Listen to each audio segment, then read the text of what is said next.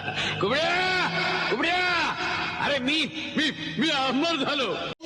नमस्कार मित्रांनो, मराठी सिनेविश्व या यूट्यूब चॅनलमध्ये आपल्या सगळ्यांचं हार्दिक हार्दिक स्वागत. आज आपण बोलणार आहोत सुप्रसिद्ध मराठी अभिनेते दिलीप प्रभावळकर यांच्या जीवनासंबंधी.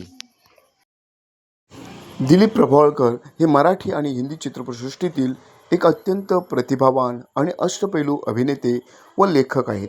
4 ऑगस्ट 1944 रोजी मुंबईत जन्मलेले प्रभावळकर त्यांच्या सखोल अभिनय शैलीसाठी आणि विविध प्रकारच्या भूमिका हुबेहूब साकारण्यासाठी ओळखले जातात.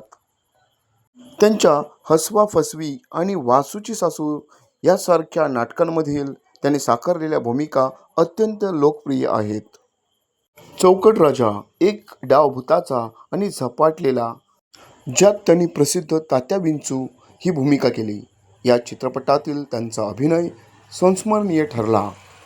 राजकुमार हिराणी दिग्दर्शित लगे रहो मुन्नाभाई 2006 मधील महात्मा गांधी यांच्या भूमिकेसाठी त्यांना राष्ट्रीय स्तरावर प्रचंड लोकप्रियता आणि ओळख मिळाली.